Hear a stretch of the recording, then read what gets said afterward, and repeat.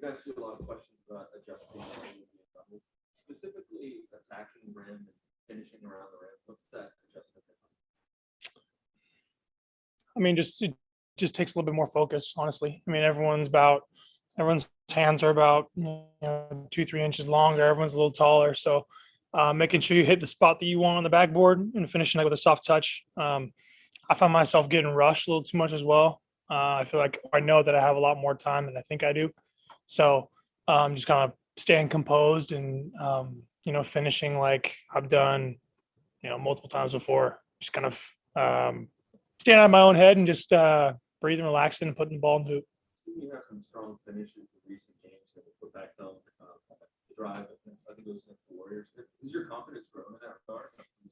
Yeah, totally. I mean, I'm attacking the rim, and I know that's kind of the next layer to my game. Everyone knows that the primary thing I do is shoot. So when that gets taken away, putting the ball on the deck and finishing at the rim is where it's tricky to guard me. So continuing to work on that and continuing to grow my game is what I've been looking for in the last 10 games or so.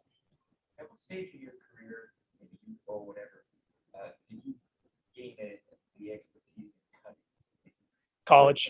College. That was a mainstay in our offense in college. Every day for 5-10 minutes, we work on just moving the ball, cutting off each other, and it built a really strong chemistry. So I know when to cut. I know what the right times are, and just about building that chemistry, with guys, on the floor, so I can read them and they can read me. When did that start to click? It was later on, junior, senior year. Our offense was so dynamic. We had such great guards who got downhill that it made it really easy. And we had some of the highest efficient cutting guys in like NCAA history my senior year of college. So it was a big part of our offense. We scored a lot of points, and it's really hard to guard because teams are so focused on the ball. What strides have you made? Oh, yeah, plenty. It's just as far as like, where I need to be on the floor, scouting reports, different guys in the league. Just playing defense in the NBA is just so much different than anything that I've done before. So I'm learning every day. I'm growing every day, and I'm getting better and better. And I think I'm a completely different defender now than I was even a month ago. How much about you think making open threes is a mental thing? I know there's a lot of muscle on your back. Yeah, I mean, some of it, like you can almost be too open sometimes. Like if you catch the ball and there's nobody around you, kind of messes with your head a little bit. But at the end of the day, when it comes to thinking about making open threes, less is more. You just got to let it fly and trust the reps that you've been putting in, and you got to know that they're no different than the shot you made on that court right out there versus in any arena across the country. Oh, it's good, man. Zags are going all the way. Got him in my bracket. Yeah. You and Rui? I haven't talked to Rui, but I'd be kind of disappointed if he didn't. Yeah. Oh, yeah. Yeah. I hope so too, man. I got a good squad over there, and I got a really good chance.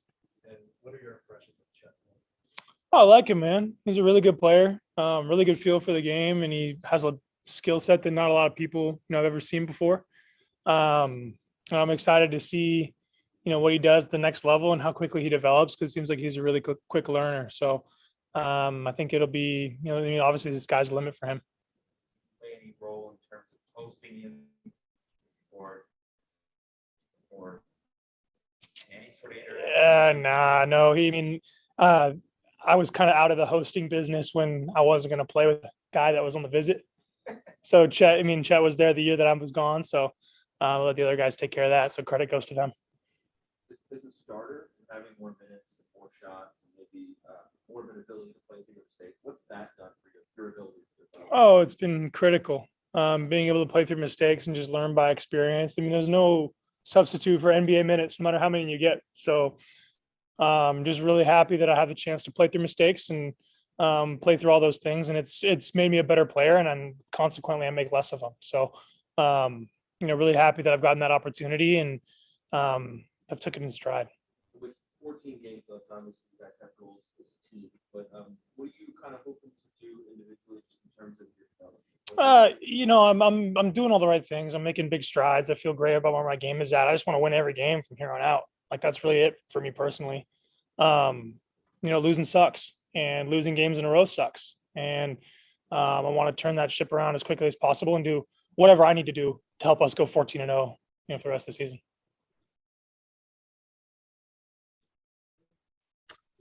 All right, Corey, let's go to Zoom for a few questions. We'll start with Christos. Hey, Corey, how are you? Good. Great. My question to you is, in that 5-game stretch, what did you learn about your team? What did you see about the level of aggressiveness or the level that you approach the game overall as a team? In the last 5 games? Yes. I mean, we just gotta play harder for 48, all 48. And that's me. That's all of our starters. That's the guys that come off the bench. That's our coaches. Everyone's got to do their job a little bit better for all 48. I mean, we have stretches where we're really, really good. We're really hard to guard. We're tough on defense. But it's those lulls that, stretch from 5 to 10 minutes or even a quarter that get us in trouble. And those kind of gaps are obvious, and they've made themselves known over the last 5. It's hard to win in this league. And when you can't put together solid 48-minute stretches, all of us, it's really hard to win. And for you personally, what are your priorities until the end of the season? How important, what you need to do, what you have to do to finish strong this season from personal standpoint? I'm just honestly going to keep doing what I'm doing. I feel like I'm on the right track. I'm putting together really good weeks and really good months, and I'm getting better each day. So I know that sounds like a kind of a corny answer, or maybe not the answer that you want, but it's the honest truth. Just keep doing what I'm doing and keep growing, and keep checking, things off of my bucket list, my to-do list, and it's all going to work itself out. It was a good answer. Thank you very much. Thank you. We'll go to Neil. Hey, Corey, a lot of guys have talked about just, staying on a string defensively, communication, things like that. Wes is saying, some guys might be on one page, some guys might be on another page. You guys have talked all the time about, people are self-accountable, things like that. How do you think that has progressed, to this point of the season? Are you guys still able to keep each other accountable? Yeah, I think so. I think our communication needs to get better. I mean, you guys can't, if you're watching on TV, you can't hear us talk, but we need to be louder. We need to be more communicative and talk earlier. And that'll just lend itself to being on a string. Really good teams don't play like they're in a library, like the gym's not a library. So we got to be able to talk. And that goes for me. I haven't been great at that. I need to be better. And, everybody across the board needs to be better too. Whether that's, players to players, players to coaches, coaches to players. Like, it's got to be just another level for us the next 14 games. And we're going to see ourselves as a much better defensive team. How would you compare the level of communication between college and the pros? Is it similar? Is it a lot different? Is it different in varying ways? Yeah, I'd say it's different in varying ways, just because people call things different. People call stuff different. I mean, that's a really bad way of putting it. Like, different calls mean different things. So in college, you kind of hear the same stuff, and then the NBA, the language kind of changes. But as far as like how much you talk or the level of communication, that doesn't change at all. It should be at a high level, no matter if you're playing in high school, elementary school, or in the NBA. Thanks, Corey. We'll go to Takashi. Hello, Corey. Can you hear me? Oh, very nice to see you. My name is Takeshi Shibata from Tokyo, Japan. And I'm doing a little bit of a NBA Japan games propaganda here. So I'd like to ask you about what particularly do you want to, try to do in Japan? For example, Bradley Beal, last time he was here in 2016, and he tried some Japanese kimono and a Japanese sword like that. And I think he went to small wrestling. So how about you? Yeah, the kimono sounds sweet. I'll try that. I wouldn't trust myself with the samurai sword, so I might stay away from that. And then I'm willing to try any food that's put in front of me. Like, I might not like it. but I'm willing to try it. So I'm looking forward to definitely taking in some Japanese food and seeing how that is. And I've heard that it's a lot. I mean, I know that it's a lot different than here in the United States. So I'm really looking forward to that part of Japan as well. Are you actually starting to learn Japanese culture or something like about our Yeah, well, country? yeah, that next year is going to be a great chance for me to do that. I only know my share of Japanese culture through Rui. I've never experienced it, personally myself. So I'm really looking forward to being over there and learning more about it. Okay, thank you so much. ありがとうございました。 And then Corey, last question from inside the room. We'll take it from Chase.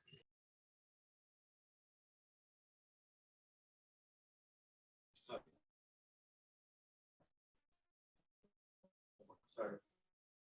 Going back to attacking her, you had a really impressive vertical leap in mind. Like you were, I think, 38 inches, like trying to get to 40. Or is that not something? I mean, some people do. I don't. Everything that I do in the weight room is trying to directly translate to the court. So, when I'm trying to go up for a dunk on a curl screen in Golden State, I'm not thinking, okay, I got to jump 40 inches off the ground here. And just trying to get up as high as I can as quickly as possible. And, whether that's increasing my vertical leap or just being quicker off the ground or even quicker on a second jump, those are the things that I always kind of take into account. But as far as just the numbers go, like, I don't think I've tested my vertical leap since the combine. Like, it's just not something that I just line up and do every day. Mm-hmm. Cool. Thanks, guys. Wes, on first viewing of the film from last night, did anything really stick out? Yeah, the biggest thing, or the first thing rather, we looked a little fatigued. Obviously that's no excuse. I get it. It was a long trip, and sometimes that first game back after a long trip feels like another road game. But that's a situation that we've been in before. Every team has to kind of go through, and it's really no excuse for the lapses defensively. I think whether you could say, hey, we were heavy-legged and missed shots, that's a piece of it. But we generated a lot of great looks, especially early. We struggled to make them, and once again, I thought that kind of deflated our defensive energy. Given how you and some of your players have said that you like the communication of defense, how beneficial would it be if you had a couple successive days of practice now to specifically work on that? I know It'd be great. It just the compression of games doesn't really allow it right now. So we have to just continue to find smaller windows to do it. We did a lot of it today, and it just has to be something that we continue to harp on. It's not going to correct itself overnight, and it's just one of those things where pushing guys to get out of their comfort zone, communicating on the floor or being demonstrative verbally. So it just has to be an area of growth that we all kind of mature in. Indicated recently that maybe Kristaps would be able to play in back-to-backs, but you weren't 100% sure. Any more clarity on that? As of right now, today, he will play in back-to-backs. And I think it's just one of those things we continue to monitor him, make sure there's no, residual effect or any issue. But he looks good. He was fine today in all the competitive stuff. So as of right now, we look forward to him, having him on back-to-backs. Tommy said it himself, after Brad's injury, player development is a big priority for us this season. In spite of the recent mission, what positives have you seen from your young players? Well, I said this before with, in particular with Denny, he struggled on the West Coast trip. In the first 3 games, he, to his own admission, had a hard stretch. But to see him bounce back the way he did in the final game is a sign of maturity. And that's an area where he's got to continue to grow. When you don't have success and you struggle a bit, you got to work your way through it. It's not going to be one of those things that anyone's going to gift you. You have to aid in your own recovery. We can help them, but this game, so that's a positive. I think where Rui is compared to where he was, a month and a half ago. He's in a different place. He's a better player. more in sync to what we're trying to do. Still has area, some room for growth. There's been a lot of improvement. You struggled, of course, we all struggled, but it's another opportunity for him to grow and learn. And sometimes you got to take your lumps throughout that process, but down the line you'll be better for it. Is it a sign of progress or development for Rui yesterday to take a season high attempts from three, even though it wasn't making that time? Well, I think that's the message that that we've all talked about. Those are the right types of threes, the threes that are in rhythm. Paint threes that, by all means, keep shooting. Don't hesitate. I think we got a little gun shy a little bit in the second half because we didn't have success early. So we started turning a few of those down and playing back into crowds, which hurt us offensively. But you talk about the numbers. We were 4 for 14 on paint threes. Those are the threes we want to generate, and we just didn't knock them down. So obviously, it's a make or miss league, but we certainly can't allow that to affect the other end of the floor. Balance, desire to not give, to have young players play minutes and develop, and holding them accountable and continuing to want to try to win. Well, that's part of the accountability. I mean, you talk about their growth. That's part of it. It's easy to say we'll just go play and we're going to live with all your mistakes. No, that's sends the wrong message, and that's for everybody. I mean, I think it's across the board.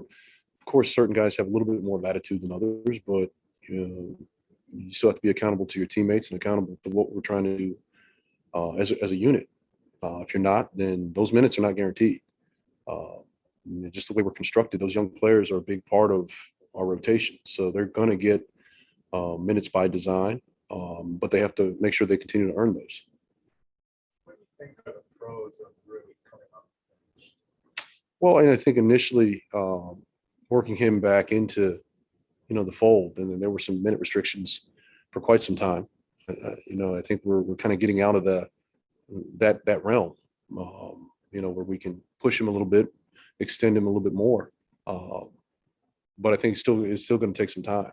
I don't want to commit to saying, hey, he's a starter, this or that. It's not necessarily who starts, but who finishes. And I think that's important. Where we are right now, it's by committee.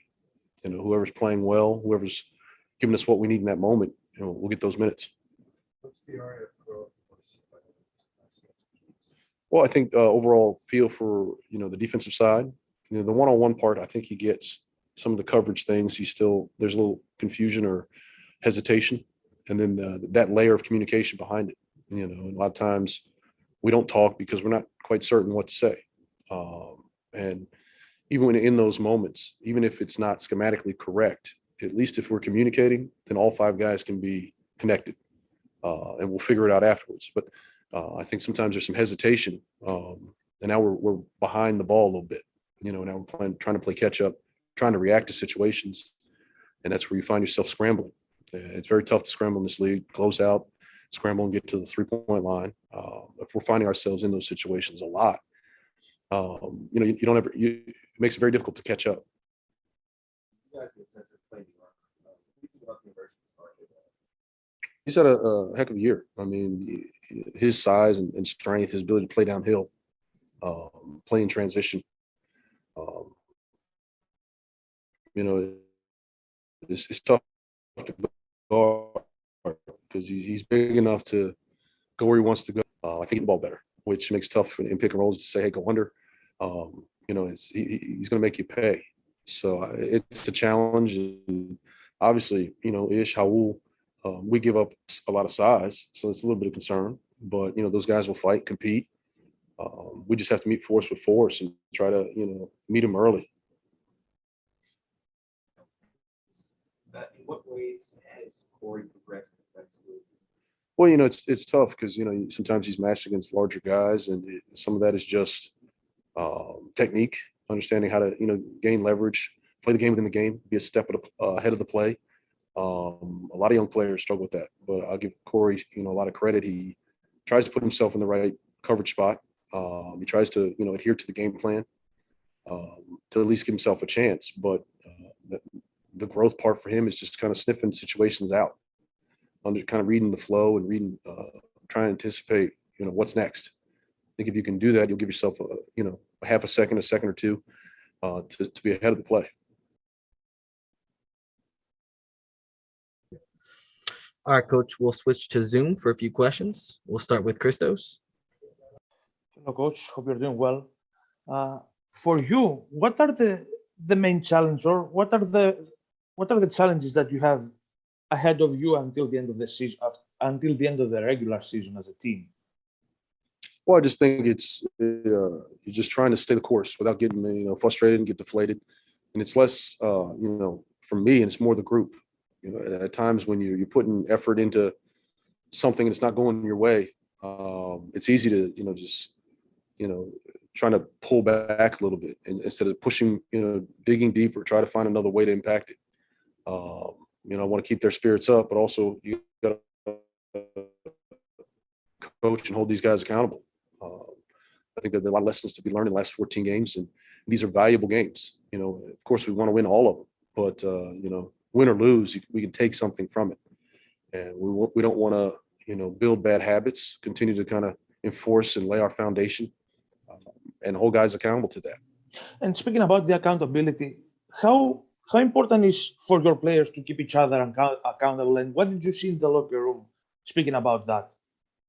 I'm sorry, say the last piece again, please. How important for your players is to see them keep each other accountable in the locker room? And did you say anything about that in the team during the practices or in the locker room as well? Well, it's very important. I've said it since day one. It's one thing to come from me, come from the staff. That's part of our job. But the really good teams, they hold each other accountable from within. And it doesn't necessarily have to be, always your best player. It's easy, of course, when it is, but, anyone from a rookie to, one of your starters, they should know exactly what's needed in that moment and should be able to communicate that to a teammate, and I think it's not necessarily what you say, but how you say it. I think if you come from a place of respect, guys have to honor that and know that this is what's most important. Get beyond yourself, get beyond your feelings. It's being said to, help improve the group. Thank you very much, Coach. And we'll finish it up with Takashi. Hello, Coach. Again, my name is Takeshi Shibata from Tokyo, Japan. So I would like to continue to do some NBA Japan games propaganda here. So I would like to ask you about your own experience in Japan. I think you told me that you have been here once in the past. So can you share some of your experience here in Japan the last time? Yeah, absolutely. I worked a basketball without borders event, I think 3 years ago now, in Tokyo. And it was a lot of fun. We were there probably maybe a week to 10 days, and you never really get a chance to fully immerse yourself in the experience, with the camps and, you're moving back and forth, running clinics. You're in the gym quite a bit, but just the opportunity to be there, experience some of the, some of the food, some of the culture. We were able to get off site a little bit and do some tours. Really impressive, and I couldn't speak enough about how ingratiating the folks were there. They, with open arms, they're very open, very, very pleasant, they're very accommodating, and just the history behind the country is very intriguing. So I look forward to experience that again. And I already went to Rui a couple of days ago, and I asked him. I said, "You got to give me like 4 or 5 things I need to see and/or experience, and you got to give me 2 or 3 restaurants that are must go tos." So I look forward to that. Mm-hmm. Didn't you go to the Olympic Stadium that your father played once in 1967? Now that that was in 67. I'm trying to think if that was the same place. I believe so, but I'm not sure. I don't want to tell you something that's wrong. But I will say this: myself, Pat Delaney, a couple of other NBA assistants, we did do the Mario Kart experience there in Tokyo, which was a lot of fun, a little dangerous, but it was one to we got a lot of great pictures. Okay. Thank you so much. ありがとうございました。All right, coach.